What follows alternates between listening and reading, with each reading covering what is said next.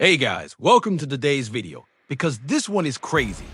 I had a different video planned, but I found this and had to cover it first. I don't have the footage before this, but apparently this sovereign citizen showed up for his jury trial, then refused to participate and stormed out like he could just walk away from court. The judge immediately issued a bench warrant for contempt. He went on the run for months, and surprise bench warrants don't disappear. 2 months later, he got arrested. Today we're watching his contempt hearing, and it's absolutely golden. Let's begin. I can't. Please be seated. This is People versus Pablo Forenza, 23T125. Mr. Forenza appears in custody. Mr. McCall is here for the people. Give me 1 second, I'm joining WebEx.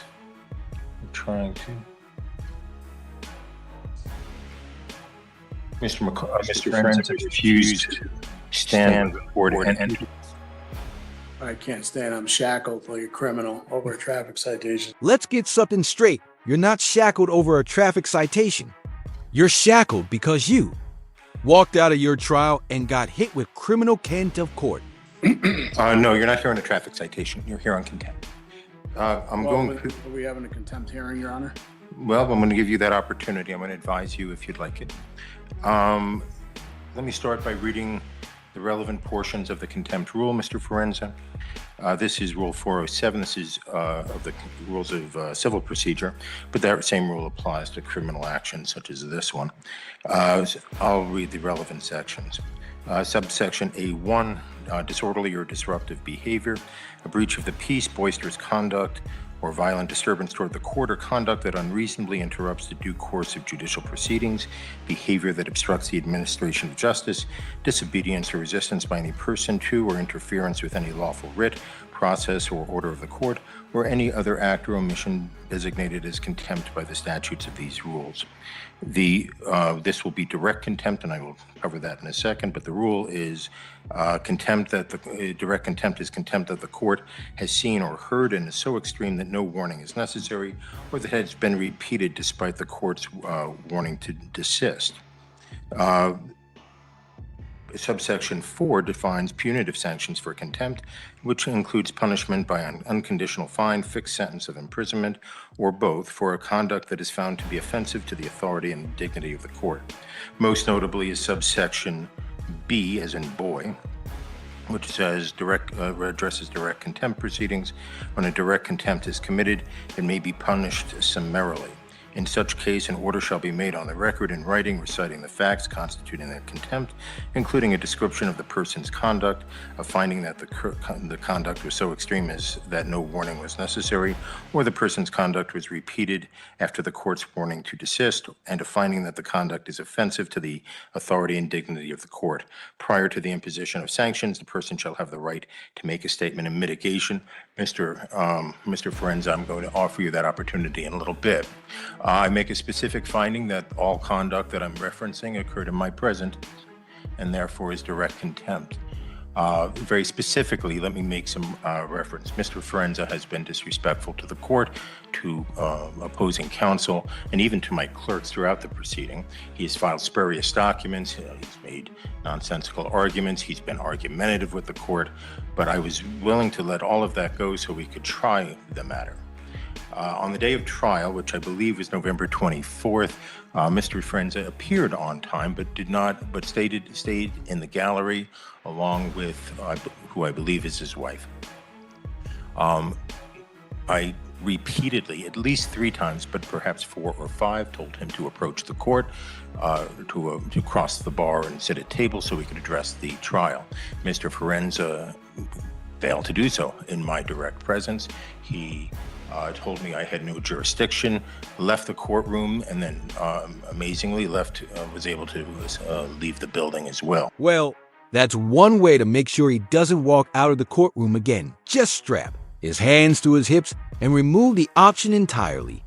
And I'm really curious if he's still going to chant, "The court has no jurisdiction over me," now that he's sitting there in handcuffs, realizing reality finally showed up. Event he has not returned since November 24th, other than A few pleadings that I'm guessing were filed that day or the day before. I've had no interaction with this case since November 24th. I make a finding that Mr. Forenza was under an order to perform, that is to come to the table. He refused to perform in accordance with that order, and even though he had the ability to perform, obviously he was mobile, he was able to make it into the courtroom and then, of course, make it out. He was repeatedly warned, and I note that I gave him multiple opportunities to approach, and he disregarded all of them. I make a specific finding that I find Mr. Forenza's conduct to be offensive to the authority and dignity of the court. I make a specific finding that he engaged in misbehavior that rises to the level of obstruction of justice. The behavior happened in my presence. The conduct was intentional and willful, and these actions seriously affronted and disrupted the administration of justice. In that regard, I will note that I went and met with the 30 or so jurors who had appeared for the trial, that Mr. Forenza simply blew off. I had to explain why that happened, and I had to waste all of their time. I also wasted the time of the witnesses. Mr. Forenza, I didn't waste anybody. Mr. Forenza also wasted the time not only of the jurors, but of the witnesses, counsel, the court, and everyone else. The court finds him in direct contempt.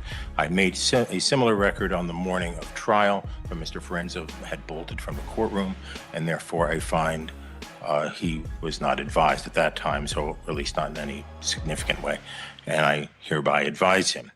I am considering a jail term for the contempt unrelated to the underlying charges, Mr. Forenza.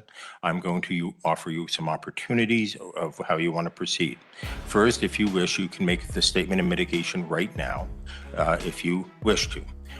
If you do not wish to, if you wish to consult with counsel, I will give you time to hire your own counsel, but you will remain in custody during the interim. I would even be open to the appointment of counsel if you believe you are indigent. In fact, I would appoint counsel if you were indigent. How would you like to proceed? And if you'd like a few moments to think about that, I'm fine with that. Is that the only option is how I like to proceed, or can I make a statement? Right, so I'm offering you option one and options 2 and 2A. 2A and 2B. Option 1 is you can make your statement of mitigation right now, right? And without counsel, the only person in the room other than court staff and the deputy is Mr. McCall. We are live streaming. You can make that. If you'd prefer, you can contact an attorney, and I will set this over for a time where you can make the argument through an attorney. Or appoint, that's 2A. And then 2B, if you believe you're indigent, I will appoint counsel. Could you explain indigent, please? Oh, I can, because indigent doesn't mean you're some oppressed legal unicorn. It means you burn through your money like an idiot, and now you can't afford a lawyer. Or you're sitting in jail on a contempt charge, and you're indigent by default. You meet the guidelines, you're in custody, and so I can appoint alternate defense counsel to represent you in the contempt proceeding if you are indigent. The actual language is in a Supreme Court guidance, which says, Colorado, I'll just read it to you. Colorado Rules of Civil Procedure 107 and 407 provide for the appointment of counsel to an indigent person cited for contempt where a jail sentence is contemplated. I am contemplating a jail sentence, Mr. Forenza. If the court appoints private counsel to prosecute a contempt action, which is not applicable here, or to represent an indigent party for contempt charges, that is relevant here, the judicial department will pay for counsel, as there is no statutory authority for the public defender or alternate defense counsel to represent clients for the sole purpose of contempt. But to qualify, you would have to be indigent, which means you would fit below the guidelines for public defender representation. If you wish, I can print those guidelines out for you.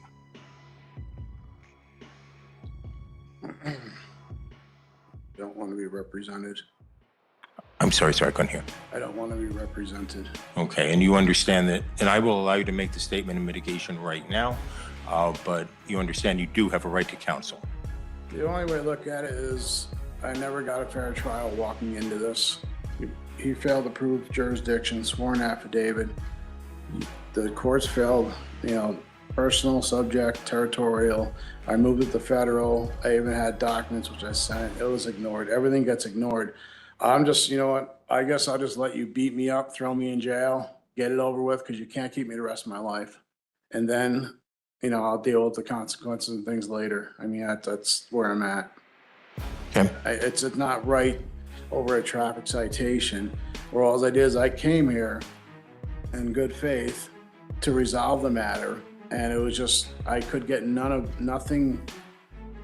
There's no nature and cause of there. There's no sworn affidavit for me to even move forward on, and this court can't move forward on. That's all I asked for, and it was like retaliatory. I just got beat up. That's all this is. It's a traffic citation. It's not a crime. Nobody was injured. If that's, you know, if that's what you call justice and fair, I'm not here to sit here and pick at anybody, go after, and that's not what it's about. When I posted bond for whatever it was, I came here and I didn't run. I came here to settle the matter. And that's all I wanted to do. And I just wanted a fair trial. That's it. But you get in my shoes, and how does it feel when you're just getting beat up and the judge you feel is being biased in the case? I mean, what do we do? You start by not walking out of court on your trial date. Even if you think the judge is biased, that's something you challenge the right way later. On appeal, if you're found guilty. Then the Court of Appeals can decide whether the facts back you up, or if it was just your feelings doing all the talking. What else, Mr. Friend? Nothing else. Mr. McCall, I should have asked you this before I moved to it. Is there anything that people want to say on this? Your Honor, the people spent a good amount of time preparing for this trial. We actually brought the officer from across the state, met with him on the weekend beforehand to prepare for the trial. Officer Carnes was kindly enough, like I said, to drive on his own accord and his own expense to be here.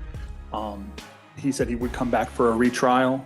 He would request to be flown back, just given the type of the weather that it would be probably when it would be done. The people are still open to a plea agreement in this case for the traffic citations. We understand Mr. Forenza's stance as a sovereign citizen of what law he feels applies, but Your Honor, we believe that the traffic laws of Colorado apply in this case. We are more than willing to negotiate a plea agreement to this day, but at this point, Your Honor,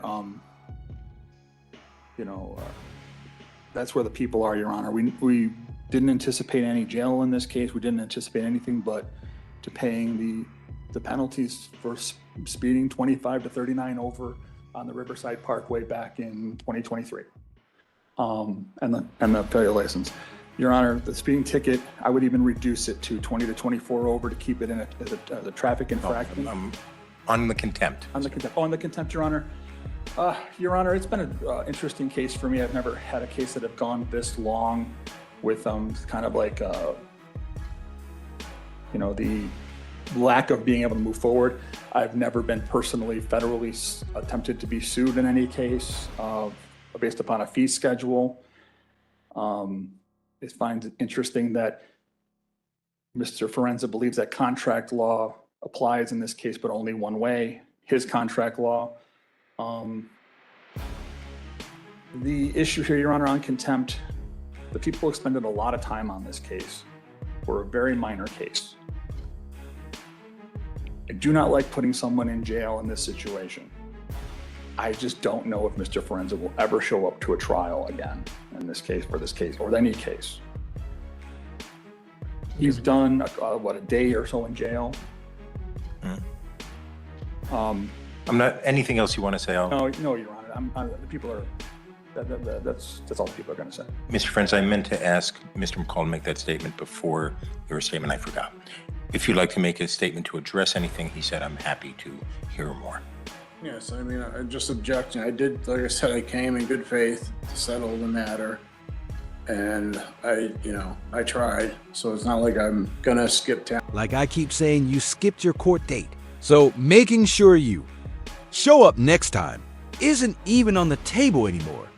What is on the table is the fact that you wasted the court's time and resources. And that's exactly why you're sitting in a contempt of court hearing, not a bond hearing. I came here to put the court on notice, let them know I was in federal jurisdiction.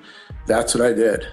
And I stood my ground for that. I have rights, and it's not about my contract. That's not what it is. And him for saying it's contract, and that makes it a commercial matter. So I'm here to settle the matter. Set off and discharge. And as a secured party creditor, I have a right to do that. An attorney, in fact, representing the estate. So I would like to do that. Let's settle the matter. Let's just wash. I'll give you an opportunity to resolve the matter, but we're talking about the contempt right now. I view the contempt as your direct and unequivocal disregard of the court's order. What would you like to say in mitigation of that? Your Honor, it's not. Like I said before, it has nothing to do with that. I wanted to settle the matter, and I feel like I'm running in circles, nowhere to turn, but who do I have to turn to? I'm trying to get this resolved, coming into court and hoping in good faith that you do the right thing, and it just didn't seem like it was going that way. I've never gotten any response to anything I've ever submitted, and that's what makes it hard. So how do you react to that? What do you do? Me and my situation, I'm scared. Okay, well, I have, torture cuffs and sitting here over a traffic citation. Miss my daughter's birthday. Boof asterisk asterisk asterisk Inghu. I've got zero sympathy for a deadbeat father who puts some internet ideology above his own family, so much that he misses his daughter's birthday because he wanted to play games with the court. This started as a basic traffic violation where jail time wasn't even on the table, and the only reason you're sitting there in handcuffs waiting on a sentence now is because of your own selfish, delusional. Anything else, Mr. No. Okay. Court finds the underlying offense can be resolved. As Mr. McCall points out, these cases are frequently resolved on the first appearance for a fine and be done. I find that Mr. Forenza, I don't know about negotiations. That's not my area But I find he has not litigated this in good faith. I find that he absolutely and unequivocally disregarded a repeated order of the court to come to the table on the morning of his trial. The remedy Mr. Forenza had would be to have the people try to prove their case beyond a reasonable doubt. He absolutely positively refused the court's order, despite repeated statements. It follows up a long history of disrespect from Mr. Forenza towards the court, and more specifically, the entire judicial system. I find there to be no good faith by Mr. Forenza. I am not addressing the underlying case. I do know that there's a new speedy trial date in that case. That new speedy trial date is July 8th, 2026. I thought about rescheduling the trial today, but I'm not going to do that. I'll do that at Mr. Forenza's next appearance. As to the contempt itself, and this is only as to the contempt, I note the difficulty. My plan was coming in to give 30 days jail, given Mr. Forenza's statement of indicating of the difficulty this has caused him. I'll reduce that a little bit, but not much. This case, I hereby sentence Mr. For direct contempt. I sentence Mr. Forenza to 25 days in jail. Furthermore, I set this matter for hearing on my next in custody docket I'll put him, though it's going to be a busy day, it doesn't make a lot of difference. Today's the 8th. Yeah, I want to set him in the next round. I'll set him on the Friday, January 23rd, 1 o'clock in the afternoon. Your Honor, we'll set trial at that time. Obligations and things I have to take care of. Can I post bail? I will be here. Again, this isn't a bail hearing. This is sentencing for your direct contempt of court. So if you don't want to miss any more hair-braiding classes in the future, stop acting like a jackass. So noted. I've sentenced you on the contempt, Mr. Forenza. The next issue will be when I see you next time on the 23rd, right, is whether I should release you in custody on bond after the contempt sentence is over. There is a presumption that that you get a personal recognizance bond on a case like this for the underlying case, but that is overcome. And let me read you the language, because this is what you will have to address. I would recommend that you consider counsel. I have recommended that before. You have disregarded me, and that is in so many other things. The specific provision that is of concern to me, again, there's a presumptive personal recognizance bond. The arrested person has no ties to the jurisdiction of the court, reasonably sufficient to assure his or her appearance, and there's a substantial likelihood that he or she will fail to appear for trial if released upon his own personal recognizance. I will address the bond issue if you wish. The people are on notice that I am open to bond, but Mr. Frenza will not be released until the 25 days I feel is like served. this is just retaliation more. And this is what I was afraid of at trial, Your Honor. It's contempt, Mr. What I was afraid of. But I wasn't in contempt. I showed in good faith. Okay. I didn't disrespect. I spoke the bare minimum just about jurisdiction.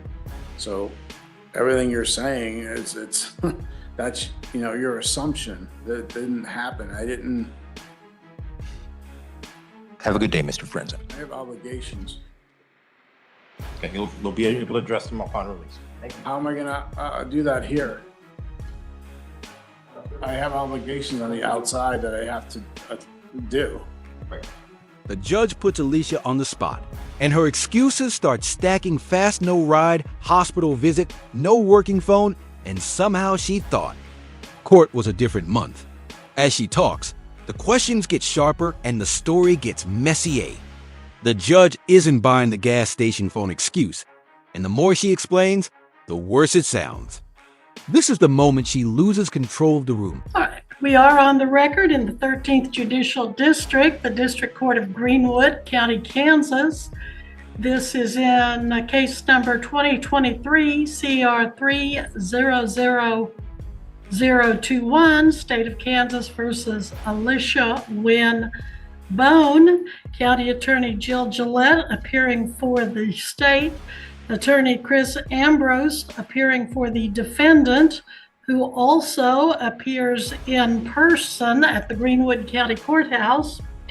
Are there any bondsmen here, as this matter does come on for bond forfeiture hearing? All right, and state your name for the record, please. Why don't you come on up, sir? I'm not gonna be able to hear you back there. Tom Taylor with A. Your Honor. Still didn't hear you. You'll need to get right in front of that microphone. What's your name? Thomas Taylor with A. Sure Bail. Thank you, Mr. Taylor. All right, this matter, as I said, does come on for hearing on the state's motion for forfeiture of the bond due to the defendant's failure to appear. She's failed to appear a couple of times, March 29th, 2024, and August 2nd, 2024. It looks like Mr. Thomas, you do have her here today. Is that correct? Yes, Your Honor. All right. Ms. Gillette, how does the state wish to proceed on its motion to forfeit?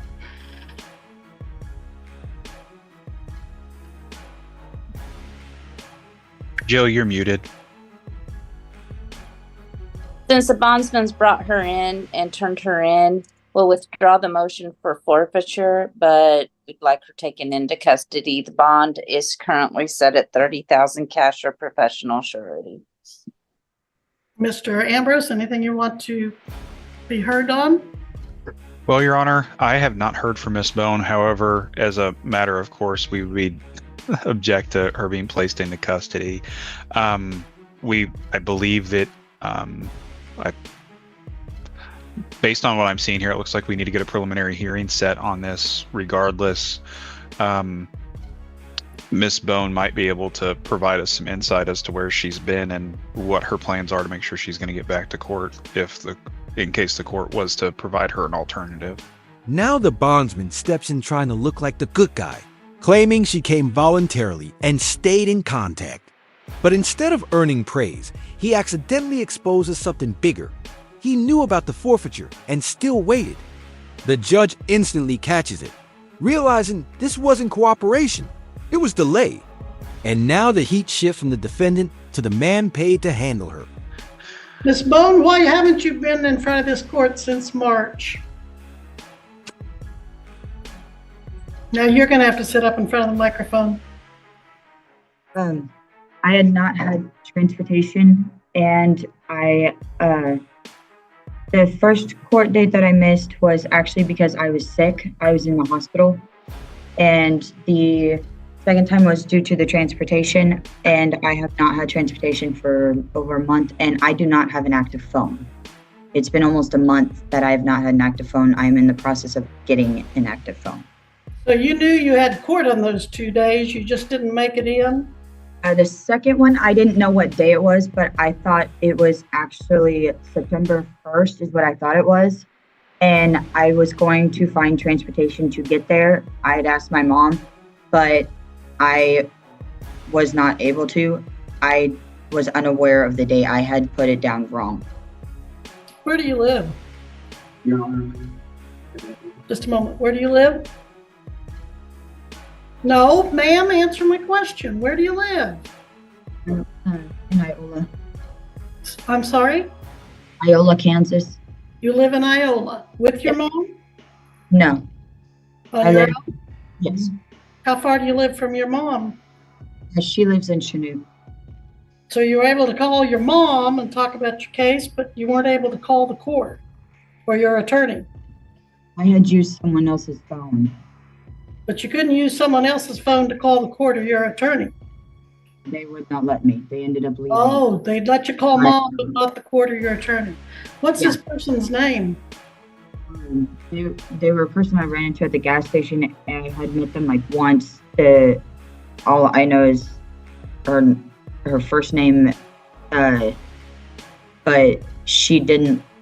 Apparently, she wasn't staying in that town, but she. So somebody rolled into town to the gas station, you saw them, and you asked to use their phone. Yeah, and I was like, I need to call my mom for a ride for court, and I need to call my attorney. And she was like, okay. And she let me call my mom first because I told her that would be the first call to do. And then she got mad at me when I was almost off the phone with my mom and tried to take the phone. And she hung up the phone on my mom and then took it and walked off. And you couldn't ask your mom to call your lawyer or the court? I was in the process of asking her. I had started to ask her. I was like, hey, can you call my attorney? And I did not get to tell her the name before she literally jerked the phone. My mom does not know my attorney's name. And your mom doesn't know how to call the court. Okay. She didn't know which county it was either. She was confused on the county. And you had no way of calling your bondsman.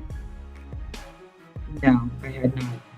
And there was not a soul in Iola that would let you use their phone, besides this woman that had come into town unknown to you. Yeah, I had asked a couple friends the day after, but none of them had active phones. All right. I don't have a lot of friends. Stop. Thank you. All right. Now if I can get the bondsman to come back up and tell me what he was wanting to say. The judge hits the bondsman with a warning that lands like a hammer waiting. While someone has an active warrant, can look like helping them dodge jail. The prosecutor piles on, reminding everyone this is her second failure to appear, and Zoom was always an option. Then the judge makes it official. No forfeiture today, but Alicia is going into custody. Bond stays at $30,000. The courtroom turns cold. Once I made contact with her that the forfeiture hearing was in place, and I know I've spoken this to you before, that I tell them we can do this the easy way or the hard way. And if they stay in contact with me and till the time comes, then we will get her over here. And I didn't have to put her in handcuffs or any of that stuff. She voluntarily came today. I just wanted to make sure you knew that part of it. It wasn't a hunting her down and bringing her in, Your Honor. She voluntarily came today, but she didn't come the last 2 times. Right. Well, like I said, I was just adding my point that she did voluntarily come with me, and she did stay in contact with me once I let her know there was a forfeiture and that we needed to bring her over for that court date. And so she did. And when was that? I couldn't tell you the exact date. It's been 30 days probably, that when I got it. And like I said, I contacted her and let her know what the date was. And you know, like I said, I usually tell them if I can make contact with them and they're receptive to that and we can get them in here and they'll walk in with them, then I'm okay with that versus having to put them in handcuffs and take them to jail. And they stayed in contact with me and actually reminded me last night of the court date today. So they were helpful that way. She was helpful that way. She told you last night what her court date was? Right. She reminded me. Yes. Yes, Your Honor. Well, Mr. Taylor, what troubles me, besides the obvious defendant not appearing, is that the post office says they delivered notice to you of this hearing in Chanute, Kansas, August 19th, 2024 at 10:26 a.m. And you're just now getting her to me, and yet you said she's been in contact with you. Yes, Your Honor. So you don't surrender them until I don't understand why you didn't turn her in before now. When you give us the court date that I have to present them on that day, if I can make contact with them and they're working jobs and they're trying to continue their life and do it right, and they'll follow that, I get them in here for that new court date. Well, I see that as potentially aiding a felon, or when you know that they've got an active warrant and you don't turn them in. I have a real problem with that. And you've known since August 19th she had an active warrant, and you chose to wait until today to turn her in. So that's very troubling to me. Alicia tries to sit quietly as the judge explains the real issue trust. The bondsman might believe her, but the court doesn't, because she's already proven she won't show up. The judge even considers holding her with no bond, showing how close she is to the worst outcome. Deputies are ordered to take her, and now the case shifts in the damage control and scheduling. So, Ms. Gillette, again, at this time you're wanting to set aside the motion to forfeit the bond? Yes, usually when they do bring them in by the court date, I agree that she should have been brought in earlier. Waiting till the last minute's not appropriate when they have an outstanding bond and warrant on them. This is her second warrant for failure to appear. It's not that hard to dial in from Zoom. If you can't Zoom from here, the bondsmans will make sure to help you. Her prior bondsman was Don Kirkman. You get a hold of your bondsman and say, hey, I don't have a way to court, or I don't have a way to Zoom. They'll get you Zoomed in. She didn't do that. In fact, she didn't contact her attorney. She hasn't been in contact with anyone, and we haven't had a current phone number or address up here at the court for her. It's important that you contact the court when we give you a hearing date and you're here and you get that hearing time. It is not hard to Zoom. Yesterday, Judge Ricky made the comment. I thank you, sir, for Zooming in from Arizona when we have people that are 2 blocks from the courthouse that can't Zoom. These are Zoom hearings where she could have been on television and not had to be brought to the courthouse. At this point, I am asking her to be taken into custody on her $30,000 cash or professional surety bond. She needs to make a bond. She needs to understand her bondsman should be her best friend, and they are responsible for getting her to court. Well, it sounds like he has been. He's kept her out and kept her doing whatever it is she wanted to do for the last 2 months. Yeah, well, he didn't on August 2nd. Her hearing wasn't in September. It was in August. And so I would ask for the bench warrant to be served, her to be taken into custody, and her to need to post a new bond. Mr. Thomas, Thomas Taylor. Taylor. Taylor. Yes, Mr. Taylor, at this time, I am not going to make you pay the $15,000 because she is here today. But a word of caution, I am not in the practice of letting people tell other people, hey, you've got a warrant, but don't turn yourself in right now. You can hold this off for 2 months. That's not the way it works. You don't tell a person they have a warrant to help them stay out of jail.